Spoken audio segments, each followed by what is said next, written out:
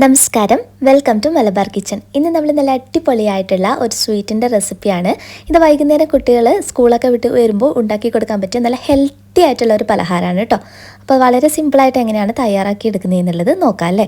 അപ്പോൾ ഇതിന് വേണ്ടി ഒരു പാൻ വെച്ച് നന്നായിട്ട് ചൂടായി വരുമ്പോൾ ഇതിലോട്ടേക്ക് പശുവിൻ നെയ്യ് ഒരു 2 ടീസ്പൂണോളം ചേർത്ത് കൊടുക്കാം. കൂടുതൽ അളവൊന്നും നമ്മൾ ഉപയോഗിക്കുന്നില്ല, ജസ്റ്റ് ആ ഒരു ഫ്ലേവർ കിട്ടുന്നതിന് വേണ്ടിയിട്ടാണ്. ഇതിലോട്ട് 1 കപ്പ് റവ ചേർക്കാം. അപ്പോൾ 1 കപ്പ് എന്ന് പറയുന്നത് 240 ml കപ്പിന് 1 കപ്പ് റവയാണ് ഇട്ട് കൊടുത്തിട്ടുള്ളത്. ഇതൊരു 2-3 മിനിറ്റ് നെയ്യിലിട്ട് നന്നായിട്ടൊന്ന് മൂപ്പിച്ചെടുത്തതിന് ശേഷം നമുക്കിതൊരു പാത്രത്തിനകത്തോട്ടേക്ക് മാറ്റാം. ഇനി അതേ പാനിലോട്ടേക്ക് തന്നെ നമുക്ക് കുറച്ച് തേങ്ങ ചിരകിയത് ചേർക്കാം. 1 കപ്പ് റവയാണ് നിങ്ങൾ ഉപയോഗിക്കുന്നതെങ്കിൽ ഒരു 1/2 കപ്പോളം തന്നെ തേങ്ങ ചേർക്കുകയാണെങ്കിൽ നല്ല ടേസ്റ്റ് ആയിരിക്കും കഴിക്കാൻ വേണ്ടിയിട്ട്.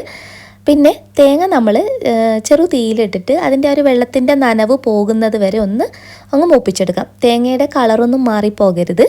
ജസ്റ്റ് നമ്മൾ ആ ഒരു കുറേ നാൾ നമുക്ക് ആ ഒരു പലഹാരം വെക്കണം എന്നുണ്ടെങ്കിൽ അതിന് വേണ്ടിയിട്ടാണ് നമ്മളിങ്ങനെ ചെയ്യുന്നത്. അപ്പോൾ ജസ്റ്റ് ഒന്ന് മൂപ്പിച്ചെടുക്കാം. അപ്പോൾ അതൊരു പാത്രത്തിലോട്ട് മാറ്റിയിട്ടുണ്ട്. ഇനിയിപ്പോൾ ഇതിന് ഞാൻ ഇവിടെ എടുത്തിരിക്കുന്നത് നമ്മൾ 240 ml 1 കപ്പാണ് റവ എടുത്തത്. അപ്പോൾ ശർക്കരയുടെ അളവ് 1/2 കപ്പ് മാത്രമാണ് ശർക്കര ഉപയോഗിച്ചിട്ടുള്ളത്. നല്ല മധുരം വേണമെന്നുണ്ടെങ്കിൽ കൂടുതൽ അളവിൽ ശർക്കര ചേർക്കാം. പിന്നെ വെള്ളത്തിൻ്റെ അളവ് ഒരു 1/4 കപ്പ് 4 ടേബിൾ സ്പൂണോളം വെള്ളം മതി. ഞാനിപ്പോൾ ഇതിനകത്ത് വെള്ളം ഒഴിച്ചപ്പോൾ ആദ്യം കുറച്ച് കൂടി പോയിട്ടുണ്ടായിരുന്നു. അപ്പോൾ ഞാനൊന്നത് കുറുക്കി എടുക്കുകയാണ് ചെയ്തത്. അപ്പോൾ നിങ്ങൾ ചേർക്കുമ്പോൾ ഈ ഒരു അളവിനാണെങ്കിൽ ഒരു 1/4 കപ്പ് വെള്ളം ധാരാളമാണ് കേട്ടോ. അപ്പോൾ നമ്മളൊരു 1/2 കപ്പ് ശർക്കര 1/4 കപ്പ് അളവിൽ ഒരു 3-4 ടേബിൾ സ്പൂൺ അളവിൽ മാത്രം വെള്ളം ഒഴിച്ചു കൊടുക്കാം. പിന്നെ നമ്മൾ മധുരത്തിന് 1/2 കപ്പ് മാത്രം ശർക്കര ചേർക്കാനുള്ള കാര്യം, ഇതിൽ ഈത്തപ്പഴം നന്നായിട്ട് നമ്മൾ ചേർത്ത് കൊടുക്കുന്നുണ്ട് കേട്ടോ. അപ്പോൾ ഈത്തപ്പഴം ഒരു 10-12 ഈത്തപ്പഴം ചെറുതായിട്ട് മുറിച്ചെടുത്തിട്ട് അതാണ് ഞാനിപ്പോൾ ഇതിലോട്ടേക്ക് ഇട്ട് കൊടുത്തിട്ടുള്ളത്. ഇതിൻ്റെ കൂട്ടത്തിൽ ഈ ശർക്കര തിളപ്പിച്ചെടുക്കുമ്പോൾ ശർക്കരയും ഈത്തപ്പഴവും കൂടി ഒന്നങ്ങ് തിളപ്പിച്ചെടുക്കുന്ന സമയത്ത് ഒരു 2 ടീസ്പൂൺ കൂടി നെയ്യ് ഒഴിച്ചു കൊടുക്കാം. അതിൻ്റെ കൂട്ടത്തിൽ പിന്നെ നമുക്കിതിന് ഫ്ലേവറിന് വേണ്ടിയിട്ട് ഇനി 2-3 കാര്യങ്ങൾ കൂടി ചേർക്കാനുണ്ട്. ഒന്ന് ഏലക്കയുടെ പൊടിയാണ്. ഏലക്ക പൊടിയായിട്ട് കയ്യിലുണ്ടെങ്കിൽ അത് തന്നെ ഉപയോഗിക്കാം. അതല്ലെങ്കിൽ ഞാനിപ്പോൾ ചെയ്തതുപോലെ ഏലക്കയുടെ കുരുവും പഞ്ചസാരയും ചേർത്ത് പൊടിച്ചെടുത്തിട്ടുള്ളത്. അതുപോലെ തന്നെ കുറച്ച് ചുക്കുപൊടി കൂടി ഇതിലോട്ടേക്ക് ഇട്ട് കൊടുക്കാം. പിന്നെ ഇതിൻ്റെ മധുരം ഒന്ന് ബാലൻസ് ചെയ്യാൻ ഒരു 2 പിഞ്ച് ഉപ്പ് കൂടി ചേർക്കാം.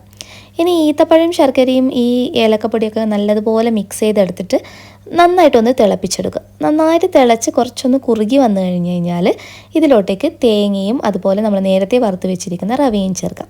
ഇനി ഇത് പെട്ടെന്ന് തന്നെ മിക്സ് ചെയ്തെടുക്കാം. റവ ആയതുകൊണ്ട് തന്നെ പെട്ടെന്ന് അതങ്ങ് വെള്ളമൊക്കെ അബ്സോർബ് ചെയ്തിട്ട് ഭയങ്കരമായിട്ട് അങ്ങ് ഡ്രൈ ആയി പോവും. അപ്പോൾ അതൊന്ന് ശ്രദ്ധിക്കാം. ഇനി ഇതിലോട്ടേക്ക് നിങ്ങൾക്ക് ഇഷ്ടമുള്ള നട്ട്സ് ഉപയോഗിക്കാം. നിങ്ങളുടെ കയ്യിലുള്ള നട്ട്സ് ഏതാണോ അത് ഉപയോഗിക്കാം. ഞാനിവിടെ ബദാം പരിപ്പാണ് ചേർത്ത് കൊടുക്കുന്നത്. അത്യാവശ്യം നല്ല ക്വാണ്ടിറ്റിയിൽ തന്നെ ബദാമും ഈത്തപ്പഴം ഒക്കെ ഇതിനകത്ത് നമ്മൾ ഇട്ട് കൊടുക്കുന്നുണ്ട്. പിന്നെ നമ്മൾ മധുരത്തിന് ശർക്കരയാണ് ഉപയോഗിച്ചിട്ടുള്ളത്. അപ്പോൾ നന്നായിട്ട് മിക്സ് ചെയ്ത് കണ്ടോ, ഈ ഒരു പാകം ഒത്തിരി ഡ്രൈ ആവാൻ നിൽക്കേണ്ട. ഈ ഒരു പാകമാകുമ്പോൾ ഫ്ലെയിം ഓഫ് ചെയ്യാം. ചെറുതായിട്ടൊന്ന് ചൂട് പോവുക. നമ്മൾ കയ്യിൽ ഉരുള പിടിക്കാൻ പറ്റുന്ന പാകമാകുമ്പോൾ കയ്യിൽ നിന്ന് നന്നായിട്ട് നിങ്ങൾക്ക് ഇഷ്ടമുള്ള ഷേപ്പിലൊന്ന് ഉരുട്ടിയെടുത്താൽ മതിയാകും. ചൂട് പോകുമ്പോൾ ഇത് അത്യാവശ്യം നല്ലതുപോലെ നമ്മൾ റവ ലഡുവൊക്കെ ഉണ്ടാക്കിയെടുക്കുന്ന പോലെ ഇത് സമയം കഴിയുന്തോറും ഡ്രൈ ആയിട്ട് വരും. അപ്പോൾ വെള്ളത്തിൻ്റെ അളവ് മാത്രം പ്രത്യേകം ശ്രദ്ധിക്കുക. വെള്ളത്തിൻ്റെ അളവ് കൂടി പോകരുത്. നല്ല ടേസ്റ്റാണ് കഴിക്കാൻ വേണ്ടിയിട്ടും കുട്ടികൾക്ക് ഒത്തിരി ഇഷ്ടമാവും. അവർക്ക് വൈകുന്നേരമൊക്കെ അല്ലെങ്കിൽ സ്കൂളിൽ ടിഫിൻ ബോക്സിലൊക്കെ കൊടുത്തു വിടാൻ നല്ല ഹെൽത്തി ആയിട്ടുള്ള ഒരു പലഹാരമാണ്. അപ്പോൾ എല്ലാവരും ട്രൈ ചെയ്ത് നോക്കുക. നിങ്ങൾക്ക് ഇഷ്ടമുള്ള നട്ട്സും ഡ്രൈ ഫ്രൂട്ട്സൊക്കെ മാക്സിമം ഉപയോഗിക്കാൻ വേണ്ടി നോക്കുക. നെക്സ്റ്റ് വീഡിയോയിൽ വീണ്ടും നല്ലൊരു വെറൈറ്റി കാണാം. അതുവരെ ടേക്ക് കെയർ. Bye bye.